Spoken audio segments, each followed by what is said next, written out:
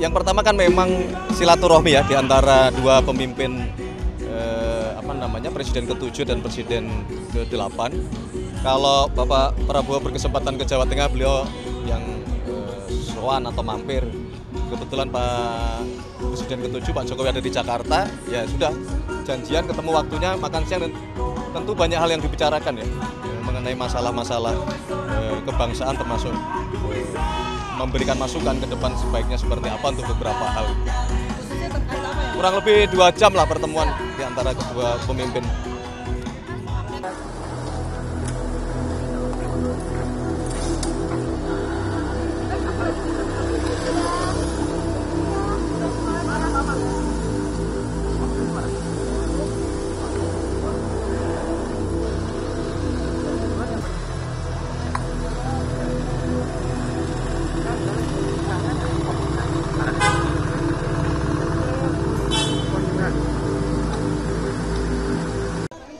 Saya kira bagus kan kalau presiden dengan mantan presiden ketemu.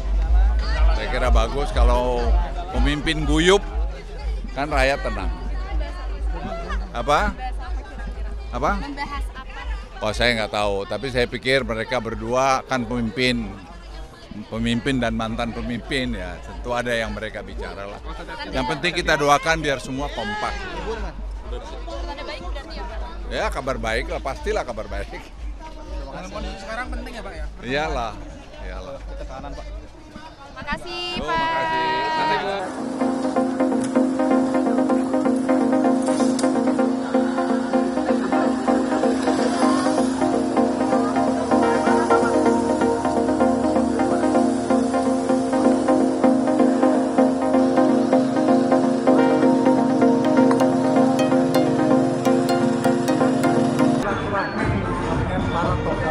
Oh, siapa aja Pak tokoh yang hadir Pak? Ya, tokoh-tokoh yang pernah mempunyai jasa kepada bangsa dan negara. Oh, itu termasuk Pak Jokowi ya Pak? Ya, selalu. Dan kita juga akan bahas pertemuan Presiden Prabowo dengan Presiden ke-7 Jokowi di Kertanegara. Bersama pengamat politik, Direktur Eksekutif Carta Politika, Yunarto Wijaya. Mas Toto, selamat petang. Halo Mbak, selamat petang. Nanti juga rencananya akan bergabung bersama kami ada Valdo Maldini, Ketua DPP PSI. Mas Toto, ini Ya. terakhir ketemu Juli, terus sekarang ketemu lagi di Kertanegara, Pak Jokowi dan Pak Prabowo. Yang Anda analisis pertemuan ini soal apa sih? Iya, kalau mau berspekulasi secara normatif kan tentu saja ini pertemuan biasa antara presiden dengan mantan presiden yang juga dilakukan oleh SBY dengan Prabowo, Megawati dengan Prabowo, yang notabene kita harus apresiasi kalau dalam konteks memberikan masukan atau meminta masukan dari presiden. Dan tapi bisa juga kita lihat bahwa ini lebih daripada itu bobotnya dibandingkan dengan misalnya SBY bertemu dengan Prabowo atau kemudian Megawati bertemu dengan Prabowo, karena kita tahu ada nuansa politik yang lebih kuat bobotnya, mengingat kita tahu anaknya Pak Jokowi masih menjadi wapresnya Pak Prabowo. Dan di situ kan orang ingin melihat dan menguji sebetulnya apakah masih dalam konteks hubungan yang baik-baik saja. Kenapa? Karena kita tahu ya bagaimana kemudian tanggapan-tanggapan negatif juga tetap ada. Misalnya dorongan untuk pemakzulan terhadap Gibran juga ada. Termasuk beberapa peristiwa politik aktual seperti digantinya Budi Ari yang orang mengkaitkan dengan misalnya makin tergesernya orang-orang yang dianggap dekat dengan Jokowi. Saya pikir kalau mau kita berspekulasi ke arah itu ya dalam konteks pertemuan ini kita bisa melihat ya ini langkah politik yang dilakukan oleh seorang Jokowi. Selain secara normatif misalnya betul bulan Juli baru bertemu, tapi kalau kita bicara terakhir pertemuan di Kertanegara udah agak lama Mbak, itu 6 Desember 2024. Artinya kunjungan yang dilakukan berbalas lah. Pak Prabowo ke Solo, sekarang Pak Jokowi ke Kertanegara, ke rumahnya Pak Prabowo. Tapi mungkin dalam konteks itu, kalau mau ditarik lebih detail lagi, ada peristiwa yang mirip-mirip nih, yang mendahului pertemuan Jokowi dengan Prabowo. Pada saat pertemuan Juli lalu, itu bersamaan dengan Kongres PSI.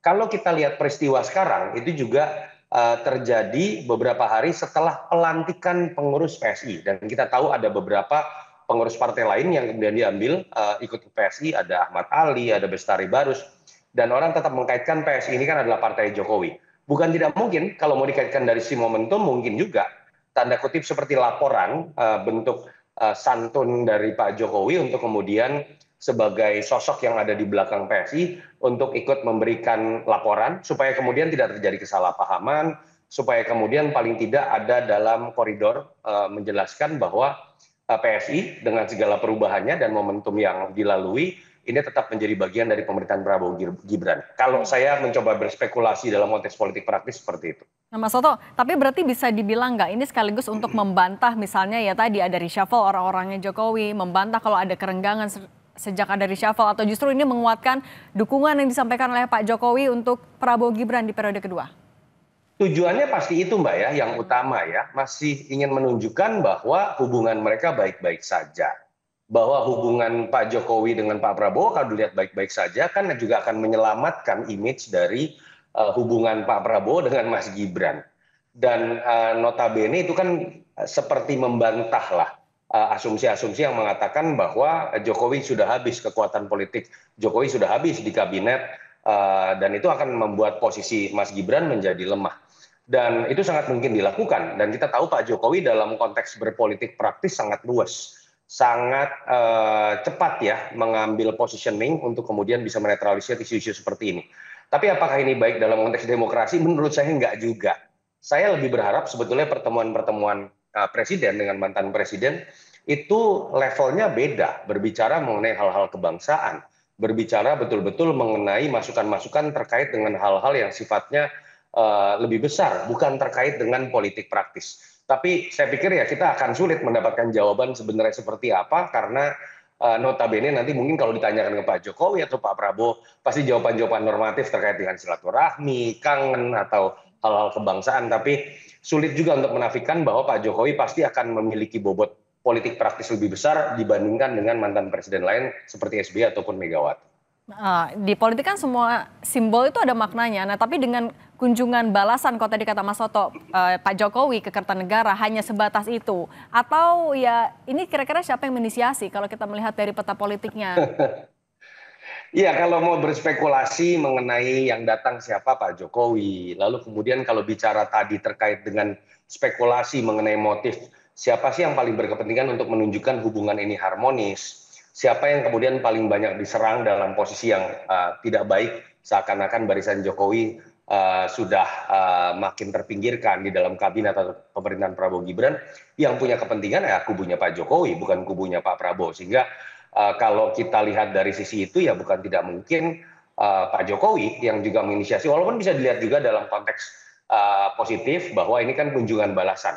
Setelah bulan Juli kemarin, memang Pak Prabowo yang dalam Kongres PSI kemudian mendatangi Pak Jokowi. Nah, oke. Nah, ini Bang Faldo Maldini juga sudah bergabung bersama kami, Bang Faldo. Jadi dari spekulasi-spekulasi tadi, Anda juga sudah dapat informasi belum? Pak Jokowi ketemu Pak Prabowo di Kertanegara hari ini buat apa? Bang Faldo bisa dengar? Oke, silakan.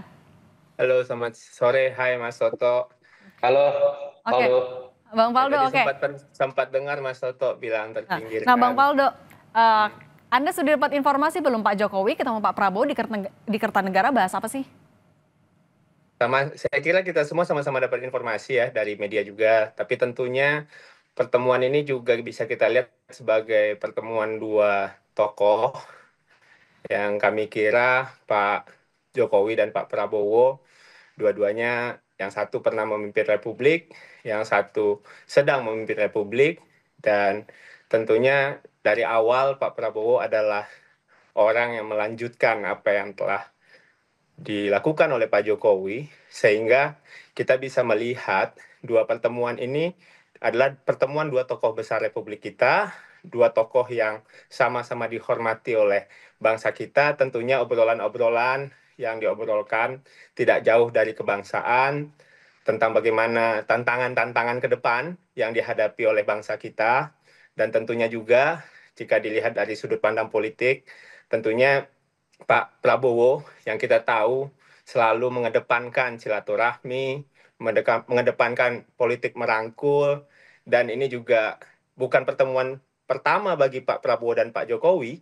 bahwa ini juga pernah dilakukan ketika di Solo, di Jakarta, atau mungkin di tempat-tempat lain yang kita juga sama-sama tahu bahwa dua-duanya tidak ada hambatan atau alasan apapun untuk tidak bertemu. Jadi kami kira dari PSI melihat ini sebagai sebuah upaya yang selalu dilakukan oleh Pak Prabowo.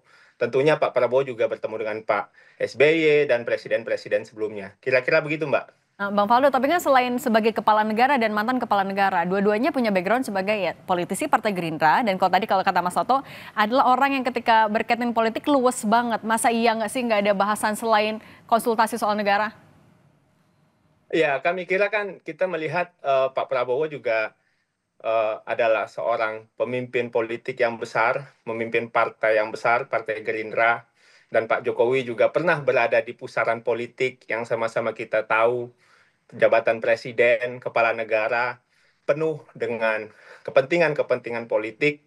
Namun tentunya kami kira obrolan soal politik bagi para kepala negara dan mantan kepala negara bukan hal yang asing, Mbak, sebenarnya. Tapi lagi-lagi beliau berdua lebih dari sekedar orang yang hanya mementingkan politik saja, kami kira.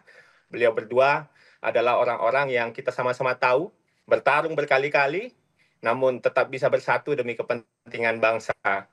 Kalaupun seandainya politik yang dianggap adalah politik elektoral, politik yang bersifat bagaimana kekuasaan, pemilu dan sebagainya, kami kira mungkin itu menjadi bahasan. Tapi sekali lagi, ini adalah simbolisasi pertemuan dua orang tokoh bangsa kita yang kami kira pada akhirnya membuat masyarakat senang gitu bahwa Pak Jokowi dan Pak Prabowo bertemu dengan apapun yang terjadi hari ini, tantangan yang kita hadapi, bangsa ini hadapi, tentunya ini adalah sebuah sinyal positif lah untuk bangsa kita. Atau bisa jadi ya karena ini weekend ya Mbak ya, hari santai mungkin, itu juga bisa jadi opsi ya kami kira.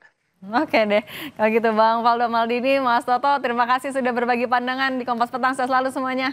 Kami menduga bahkan meyakini di antara agendanya adalah membahas soal ijazah yang hari ini masih menjadi kemelut. Yang kami ingin sampaikan bahwa kehadiran kami di sini sebenarnya merespon apa yang sudah dilakukan oleh Saudara Joko Widodo dan sejumlah pendukungnya. Pertama pada tanggal 26 September yang lalu melalui DPP Partai Solidaritas Indonesia atau PSI, Ketua DPP-nya Ahmad Ali menyatakan meminta kepada Presiden Republik Indonesia untuk terlibat dalam kemelut kasus ijazah palsu Saudara Joko Widodo, termasuk kasus ijazah SMA Saudara Gibran Raka Buming Raka. Dan kemudian pada tanggal 2 Oktober 2025 yang lalu kita ketahui kubu Joko Widodo yang juga mencatut nama pendukung Prabowo Gibran dengan pro Jokowi, juga Jokowi Mania, mengadakan konferensi pers yang salah satu tuntutannya adalah menuntut klien kami, Pak Roy Suryo dan yang lainnya untuk segera ditetapkan menjadi tersangka. Dan terakhir kita tahu bahwa Saudara Joko Widodo berkunjung kepada Presiden Republik Indonesia pada 2 Oktober yang lalu, meskipun tidak dibocorkan atau disampaikan kepada media apa yang menjadi agendanya. Kami menduga bahkan meyakini di antara agendanya adalah membahas soal ijazah yang hari ini masih menjadi kemelut, termasuk ijazah putranya yang saat ini menjadi Wakil Presiden Republik Indonesia yang bermasalah karena diduga tidak memenuhi syarat sebagaimana diatur pasal 169 huruf R Undang-Undang Nomor 7 Tahun 2017. Baik, yang pertama ingin kami sampaikan adalah pertama begini kepada Pak Presiden Prabowo Subianto juga seluruh pendukungnya, kami tegaskan bahwa advokasi terkait mengungkap ijazah Saudara Joko Widodo ini tidak ada hubungannya dengan Presiden Prabowo Subianto, baik secara pribadi, apalagi sebagai pejabat kepala negara sekaligus kepala pemerintahan. Sehingga kami memahami bahwa narasi Prabowo Gibran yang dilibatkan dalam press conference yang dilakukan oleh pendukung Joko Widodo yang diantaranya menuntut klien kami untuk segera ditetapkan tersangka adalah narasi yang ingin meminjam kekuasaan untuk terlibat mendukung Saudara Joko Widodo dalam kemelut ijazah palsunya. Kami tegaskan bahwa kasus ijazah palsu ini hanya dan untuk atas nama Saudara Joko Widodo, tidak ada kaitannya dengan Presiden Republik Indonesia hari ini, yakni Prabowo Subianto, baik secara pribadi maupun kelembagaan.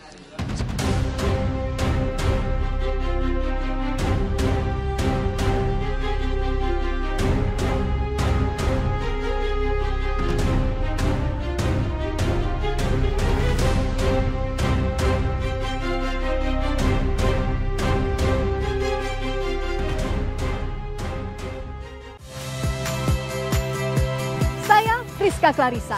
Saksikan program-program Kompas TV melalui siaran digital, pay TV, dan media streaming lainnya.